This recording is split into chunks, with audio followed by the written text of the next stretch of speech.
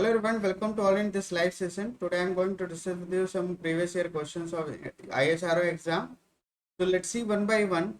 Now in this session I am going to cover mechanics, engineering mechanics problems. So let's see one by one. A plate is held by a chain AB through a hinge joint. You can say this is a hinge joint. The plate is pulled with a force T. You can say this is a force T. As shown in figure, the tension in the chain, you can see this is the AB chain in which we need to find out how much tension induced. Correct. So if I draw its free body diagram, then simply you can say here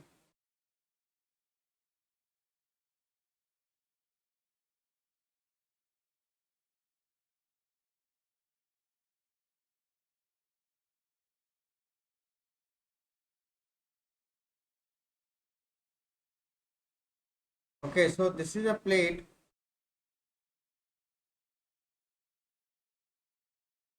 in which one force is acting somewhere here, and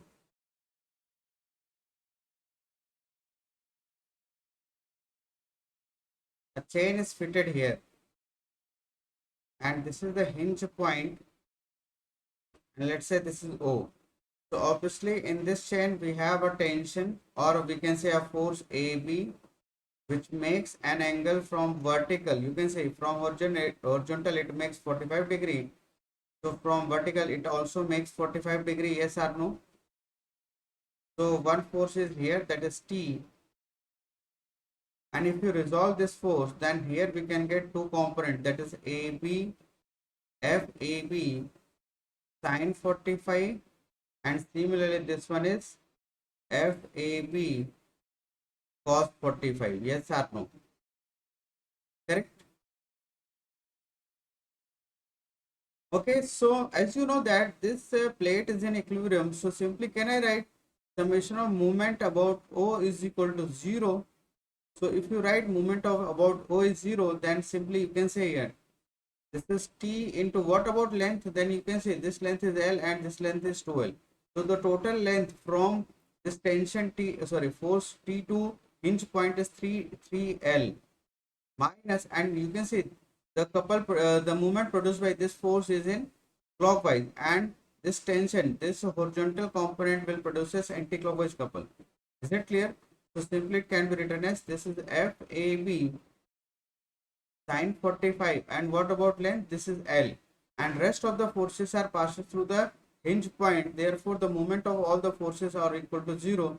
So now from this expression we can get AB is nothing but this is 3TL over L sine 45, and if you simplify this, then you will get 3 root 2 times T. So FAB is nothing but 3 root 2 times of T. This is the right answer. Very simple question. Yes or no? So correct option is option D. Okay, let's see another problem. So this one, correct? An aluminum object is made of solid cone of height h and base diameter d attached to a solid cylinder of diameter d. You can see here we have a composite member, yes or no, in which one portion is a cone, another one is a cylindrical, and the diameter of the base diameter of the cone is capital D, whose same as the diameter of cylinder, and height of the cone is small h, and height of the cylinder is h by 2. Is it clear? So now you can see it is kept inclined touching a vertical wall. Correct. When we kept this object, then its apex touches the vertical wall at A and hinged at point B. This is hinged at point B on the floor. The object stay in this inclined position without going to vertical position. So you need to find out theta. Is it clear? You need to find out theta. So for determination of theta, what we need to do, first we need to find out its centroid. And obviously you can see here the whole lamina is symmetric about this axis. Yes or no? And let us assume this axis is nothing but this is y prime, and this axis is nothing but this is x prime. Obviously then the whole lamina is symmetric about this axis, yes or no, y prime, y prime. And if it is symmetric about y prime, so simply if you need to find out coordinate of centroid or center of gravity coordinates,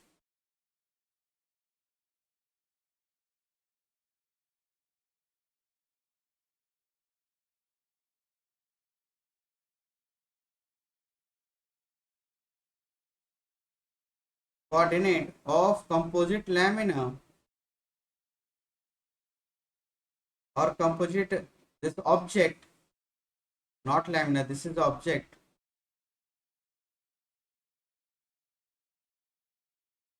So can I write this x bar prime is nothing but this is half of the diameter, because this whole lamina is symmetric about y axis, then this distance is remain same for each and every section, yes or no, which is half of the diameter, yes or no. Now you need to find out y bar. So y bar is nothing but simply you need to find out moment center of gravity. So simply can I write this is m1 y1 plus m2 y2 over m1 y1, where m1 sorry m1 plus m2, where m1 m2 is the mass of core and mass of cylinder, where y1 and y2 are the vertical centroidal position. Is it clear? And you can say this is reference y x axis and this is reference y axis. So as you know that mass is nothing but this is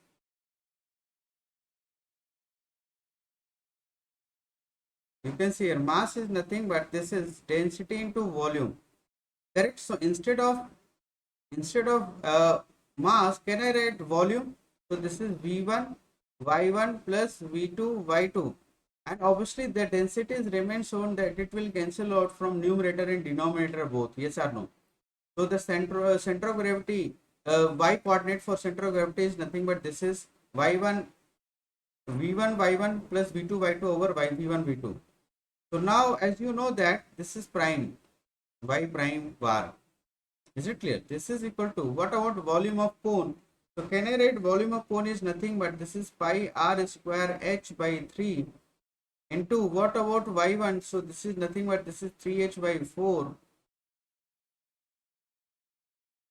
plus volume of cylinder is nothing but this is pi r square h by 2 into h by 2, sorry, h by 4, not h by 2, over pi r square h by 3 plus pi r square h by 2. So after simplifying above equation, you will get y bar is equal to, I am directly writing here, you just solve it. This is 90 h by 20. Yes or no? 90 h by 20. Is it clear?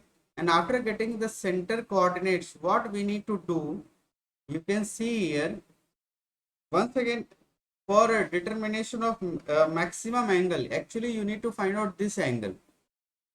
How much angle required to stay this object in an inclined position, correct? So the maximum angle for which the object stay in this position.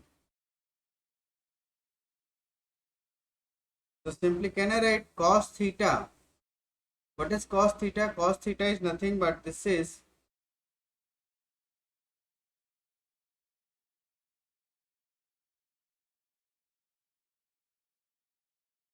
d by 2 over 9h by 2. Correct? This is x bar of over y bar. So when you simplify this, then you will get 10d by 9h. 10d by 9h, or simply you can say theta is equal to cos inverse 10d by 9h, or if you write in terms of sine, then it can also be written as sine theta or simply by I can say theta is equal to pi by 2 minus sine inverse 10d by 9h. So like this you can solve this problem, and according to this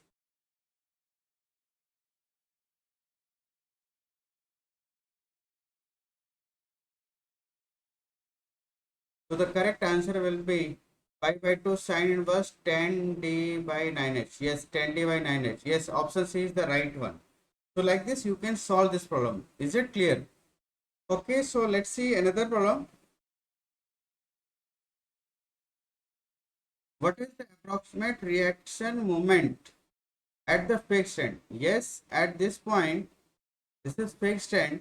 It means it is subjected to a vertical reaction, a horizontal reaction, and along with this, it is also subjected to a moment. Let's say moment A. So, what is the approximate reaction moment at the fixed support A for the loaded frame as shown in the figure? Correct?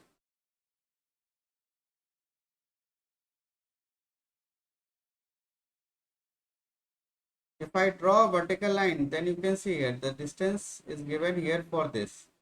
But you need to find out this distance also. And this distance is nothing but this is I think given this is 250 mm. What is 250 mm? 250 mm is the diameter of this pulley. So this distance is nothing but this is 125 mm. Correct?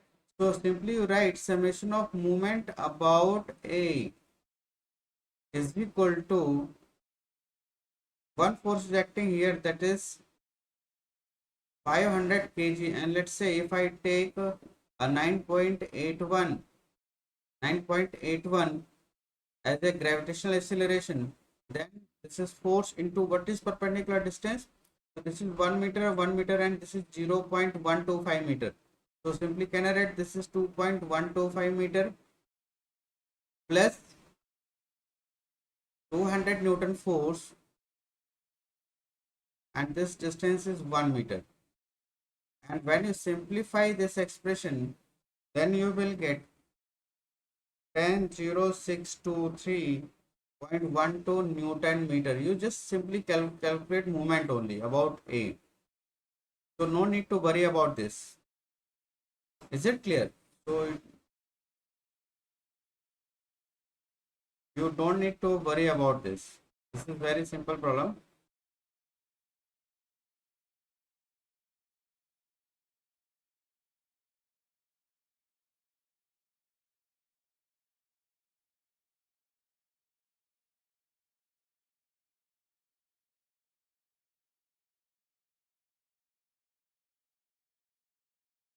By only one step you can get the final answer.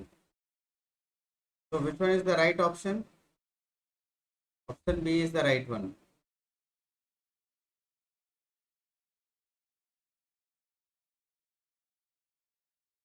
Okay, so let's see another problem. And this question asked in many times in the GATE exam also, correct? So if you are preparing for ISRO exam, then you should solve all the previous year question of GATE exam. The bar AC that is 10-meter long supports a load of 6,000 Newton as shown in figure. You can say this is a bar, AC is a bar as shown in figure. The cable BC, this is a cable, this is a bar. The cable BC is horizontal and 5-meter long. The cable BC is horizontal and 5-meter long. Force in the cable and the bar. So this is very simple question. You just apply. If this system is in equilibrium, correct? So can I use a very simple concept of trusses or a Lami's theorem for point C? You just draw free body diagram with respect to point C. So simply you can see here you will get 6,000 Newton force. One force is some along this direction, that is F AC, and one force in the cable, that is F BC. And obviously if this is 30-degree, then this will be a 60-degree. Yes or no? Correct? This is 60-degree. And if it is 60 degree, then this will be a 30 degree, and this one is 270 degree. So what you need to find out, we need to find out the forces in the cable and the bar. So simply apply Lame's theorem. Simply you can apply Lame's theorem. According to Lame's theorem, FBC over sine 30. Each force is directly proportional to sine angle of other two forces. Is it clear? And FAC over sine 270 degree. This is equal to 6000 Newton over sine 60 degree. Now when you solve this expression by using two combination, one combination is like this and another combination is like this, then you will get FBC is nothing but this is 346. I am directly writing here, you just calculate, yes or no, 0.10 Newton. And similarly, force acting on AC, this is nothing but this is minus of 6928.20 Newton. Is it clear? So which one is the right option? 3464 and 6928. Correct? So option B is the right one. Option B is the right one. Forces in the cable and the bar. BC is a cable.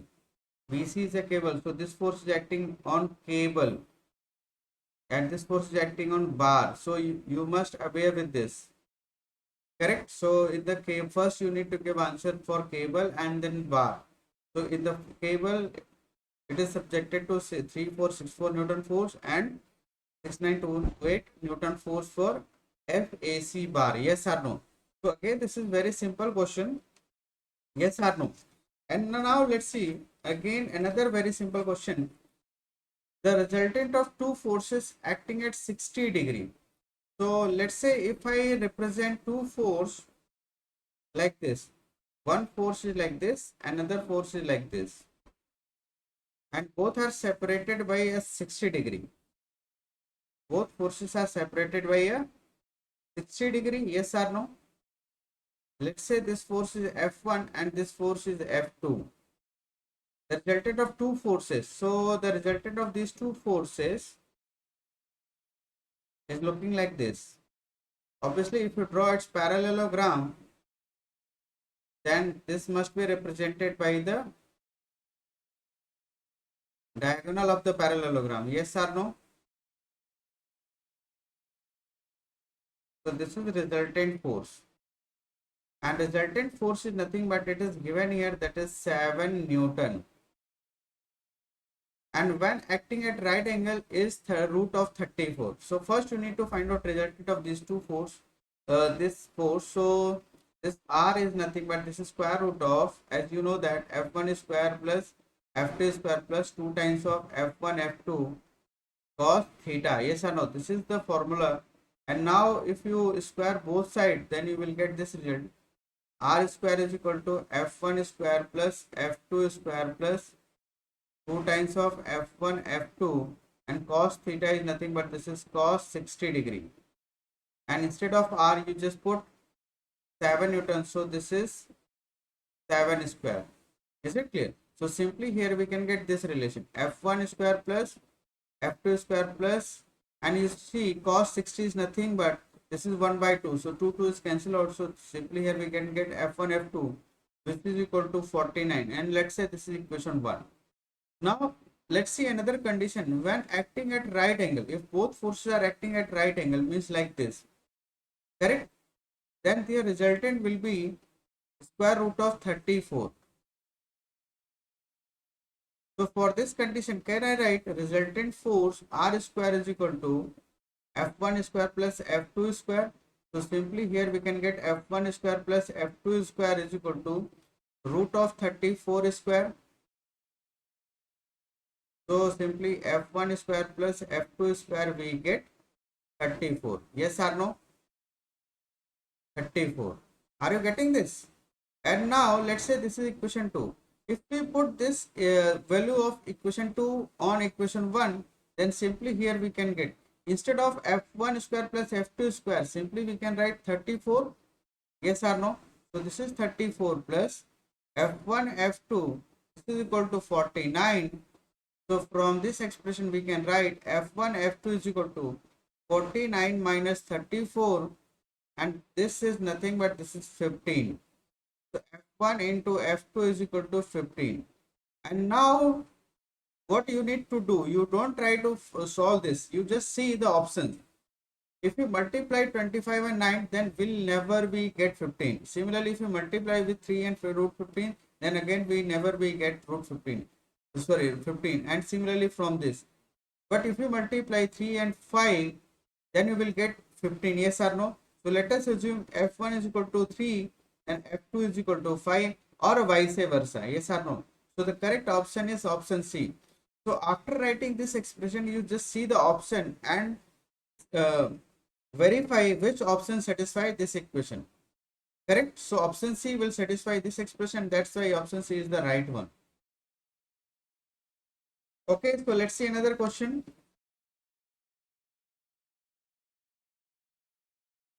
So a beam is fixed at one end as is vertically supported at the other end. A beam is fixed at one end like this. Obviously, this is a cantilever beam when its one end is fixed. And at the another end, it is vertically supported. Vertically supported means here we have one support like this. Correct? So what is the degree of statically indeterminancy? So as you know that in this beam we have how many reactions? Let's say this is support A, this is end B.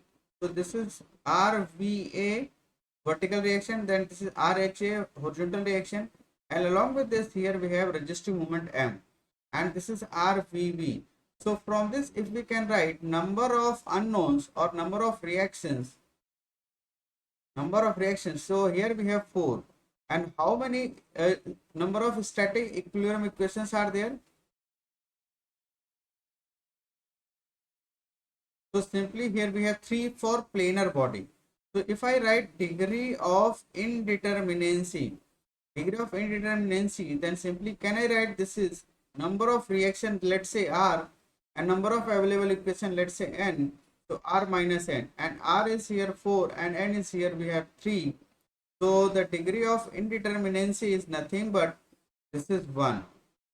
Degree of indeterminancy is nothing but this is 1. So the correct answer is option A. Okay, so now it is enough for this.